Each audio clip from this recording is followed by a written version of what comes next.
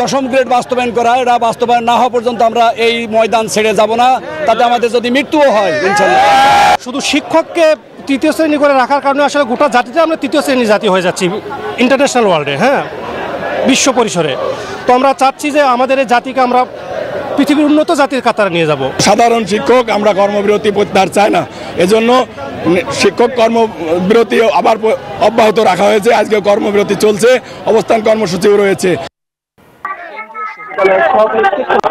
তারা 3 দিন ধরে কিন্তু কর্মসূচি পালন করছে। আপনাদেরকে দেখানোর চেষ্টা করি যে আমার ঠিক পেছন পাশেই সারা বাংলাদেশ আপনাদেরকে দেখানোর চেষ্টা করি যে আমার ঠিক পেছন পাশেই সারা বাংলাদেশ থেকে বিভিন্ন জায়গা থেকে এখানে শিক্ষকরা এসেছেন, তাদের দাবি দাওয়াগুলো তুলে ধরছেন।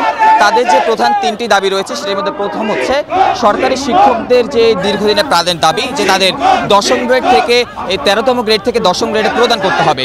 এরপর তারা বলছেন যে 10 বছর ও 16 বছর পূর্তিতে উচ্চতর গ্রেড সংক্রান্ত সমস্যারও কিন্তু সমাধান করতে হবে। এবং তারা আরও বলছেন যে শতভাগ বিভাগীয় পদোন্নতির নিশ্চয়তা কিন্তু চাচ্ছেন। আপনাদেরকে জানিয়ে রাখতে চাই যে তাদের এই দাবিগুলো নিয়ে কিন্তু তারা গতকালকে আরও শনিবার সচিবালয় অভিমুখে রওনা দিয়েছিল। সেখানে কিন্তু পুলিশের সাথে তাদের ধাওয়া পাল্টা দেওয়ার ঘটনা ঘটে এবং 5 জন শিক্ষককে কিন্তু সেখান থেকে গ্রেফতার করা হয়। এমনকি এর পরের দিন কিন্তু সে 5 জন শিক্ষককে আবার ছেড়েও দেওয়া হয়। এবং শিক্ষকদের সঙ্গে আমরা কথা বলেছি, তারা বলছেন যে সরকারের পক্ষ থেকে এখনও পর্যন্ত কোনো এরকম তারা আনুষ্ঠানিক কোনো সিদ্ধান্ত পায়নি। তারা বলছেন যতক্ষণ পর্যন্ত না তাদের দাবিগুলো মেনে না নেওয়া হয় ততক্ষণ পর্যন্ত তারা এই আন্দোলন চালিয়ে যাবেন। আপনাদেরকে সর্বশেষ যে জানিয়ে রাখতে চাই যে শিক্ষকরা বলছেন যে আজকে বিকাল 5টার সময় তাদের 11 জন প্রতিনিধি দল অর্থ মন্ত্রণালয় এবং গণশিক্ষা মন্ত্রণালয়ের সচিবের সঙ্গে বৈঠক রয়েছে এবং বৈঠকের পরে তারা তাদের পরবর্তী কর্মসূচির সিদ্ধান্ত আমাদেরকে জানাতে পারবেন। যে এখন আমরা চলে যাব সরাসরি আমাদের আরেক সহকর্মীর কাছে, যে খুলনা থেকে আমাদের সঙ্গে যুক্ত হবেন আমাদের আরেক সহকর্মী মাকসুদ। আপনি সেখানকার কেমন পরিস্থিতি দেখতে পাচ্ছেন? জি ধন্যবাদ। ঢাকার মতো কিন্তু খুলনার একই অবস্থা। খুলনা জেলায় যে 1159টি স্কুল আছে, অধিকাংশ স্কুলেই কিন্তু 3 দফা দাবিতে শিক্ষকরা তাদের কর্মবিরতি অব্যাহত রেখেছেন। আমরা যখন সকালে খুলনা মহানগরের বিভিন্ন স্কুলগুলোতে গিয়েছি তখন কিন্তু দেখেছি শিক্ষকরা যথারীতি কর্মবিরতি পালন করছে। আমরা এই মুহূর্তে এসেছি রূপসার একটা স্কুলে, রূপসার বেলফুলিয়া সরকারি প্রাথমিক বিদ্যালয়। এখানে যখন এসেছি তখন দেখেছি আর কি শিক্ষার্থীরা কিন্তু বিক্ষিপ্তভাবে ঘোরাফেরা করছে।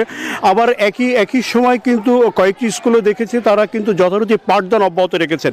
শিক্ষকরা বলছেন যে শিক্ষকদের যে 15টি সংগঠন আছে, এই 15টি সংগঠনের মধ্যে 4টি সংগঠন যথারীতি কর্মবিরতিতে চলে গেছে এবং বাকি যে 11টি সংগঠনের শিক্ষকরা আছে তারা 15 নভেম্বর পর্যন্ত একটা আলটিমেটাম দিয়ে তাদের এই কর্মবিরতির যে আলটিমেটাম সেটা দিয়ে রেখেছেন। তো খুলনায় কিন্তু আসলে দ্বিধা বিভক্তি আছে শিক্ষকদের মধ্যে, তবে অধিকাংশ স্কুলগুলোতেই কিন্তু কর্মবিরতি পালন করছে। তারা বলছেন যে 3 দফা দাবি তারা দিয়েছেন সেটা অত্যন্ত যৌক্তিক এবং এই দাবি পূরণ না হওয়া পর্যন্ত তারা ক্লাসে ফিরবেন না। একটা তথ্য জানিয়ে রাখতে চাই যে খুলনায় গত পরশু দিন এখানে প্রাথমিক এবং গণশিক্ষা মন্ত্রণালয়ের উপদেষ্টা এসেছিলেন। তিনি খুলনা, বাগেরহাট এবং সাতক্ষীরা শিক্ষকদের সাথে বসেছিলেন এবং ওই মত বিনিময় সভা শেষে তিনি যখন সাংবাদিকদের সাথে কথা বলেন তিনি সুস্পষ্টভাবে হুঁশিয়ারি উচ্চারণ করেছেন যারা অযৌক্তিক দাবি আদায়ের নামে যদি আন্দোলন করেন এবং শিক্ষা যদি কর্মসূচি এবং ক্লাস কার্যক্রম যদি বিঘ্নিত হয় তাহলে ওই শিক্ষকদের বিরুদ্ধে কঠোর কর্মসূচি নেওয়া হবে। সেই কারণেই কিন্তু শিক্ষকদের মধ্যে একটু দ্বিধা বিভক্তি ছিল। এ কারণে কিছু কিছু স্কুলে যেমন কর্মবিরতি চলছে, আবার কিছু কিছু স্কুলে কিন্তু পাঠদানও সীমিত পরিসরে অব্যাহত রেখেছেন শিক্ষকরা। আমরা শিক্ষক নেতাদের সাথে কথা